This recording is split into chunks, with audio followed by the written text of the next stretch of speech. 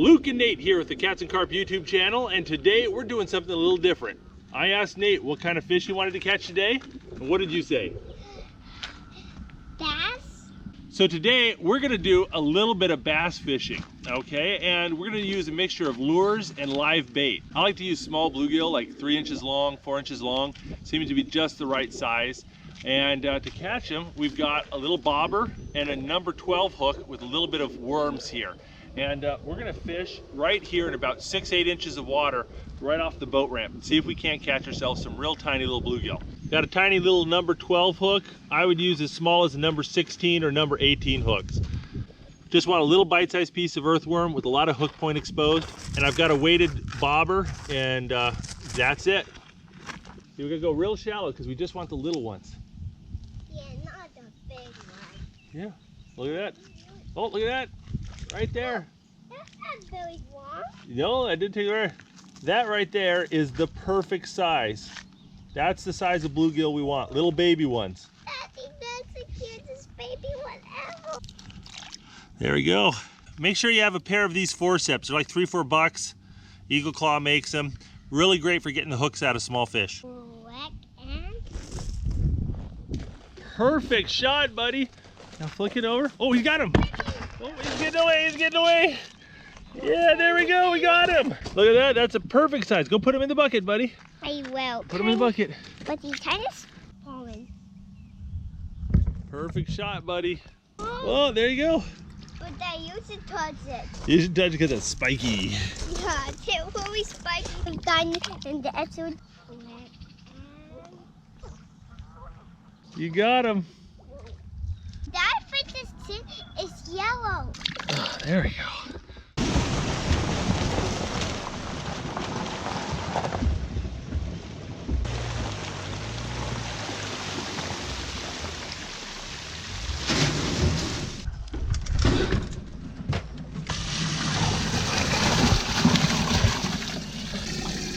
Now, in the end, we have about 12 or 15 of these bluegill. So plenty of bait. So I'm gonna set Nathan up with the live bait rig, and I've got these little stoppets, and I've got myself a bobber here. Basically, the same sort of rig we were using to catch the bluegill, but just on a bigger scale and with slightly different types of hooks. Now the first is with these stoppets, they come with this little wire on them. Is you just feed the line through the wire, and then you pull the bead off the wire, and boink, there you go, it's on your line. Then you pull out the little stops, string the first stopper on, then you pull out the second stopper, okay? Then you just go ahead and you plug your stoppers back in, feed the line down that little groove, then shove the other stopper in. And there you go, you've got your bobber. I like to put another stoppet on the bottom. All right, we're gonna use shiner hooks from Gamakatsu. They're the same sort of design, basic concept as a king kale hook that we use for flathead fishing. Just gonna slam one of these on there. I'm snelling the shiner hook with a bit of fluorocarbon. I put a quick change swivel underneath the bobber so that I can hook my leaders to it and just switch them out really easy. It's a bit uncouth. Most bass fishermen would never do this.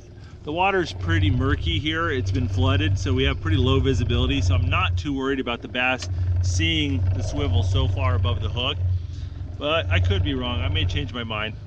But I want to be able to adjust my rig quickly, so I'm compromising a little bit. You ready, Nathan? Yeah, let's do this. There we go, I'm gonna hook him just like that. Right through the back like I would a shad. All right, so we've casted the live bluegill just under the tree over there. Just letting them swim around, kind of work that area. Oh yeah, because it's got that bluegill on there. Whopper flopper.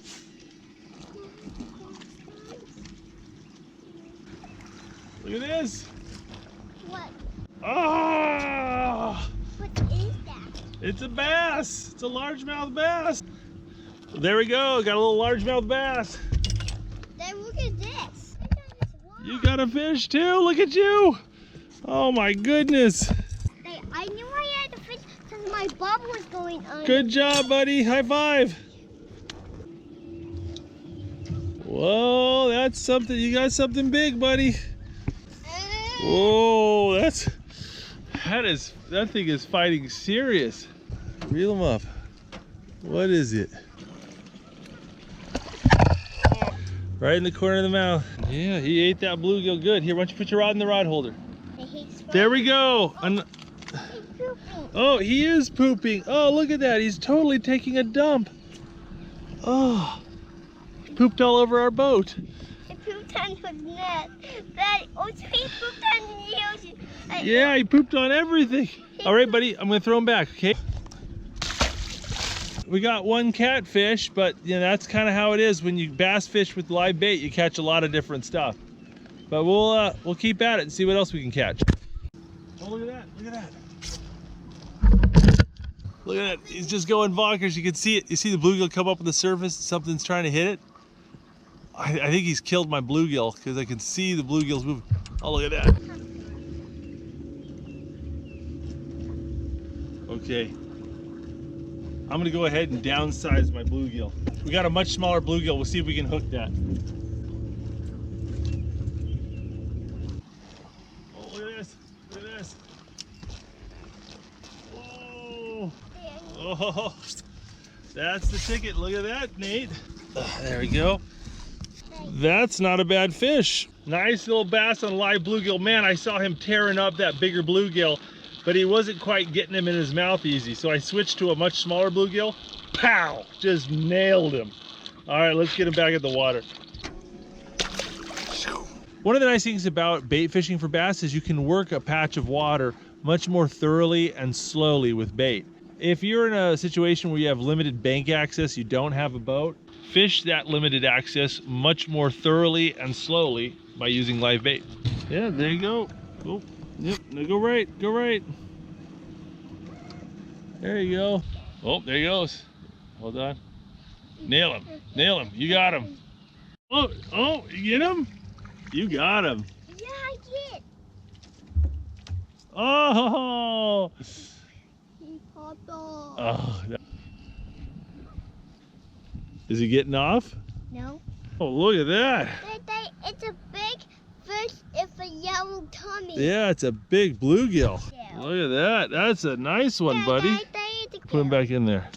Well, we've been at this for a couple hours. We've caught 2 bass and a catfish, and I wouldn't call it spectacular, but it was successful. Thoroughly exhausted. I've been getting up at 5 a.m. and staying up till midnight, a couple nights in a row. So I'm gonna go home and I might take a nap. But anyway, this is just a quick little short video, and hopefully you guys enjoyed it and had a good time. If you want to see more videos like this from the Catfish and Carp YouTube channel, don't forget to click subscribe. We put out new videos every Saturday, and during the summer we're going to be doing videos on Wednesday mornings as well. So click subscribe and stay tuned.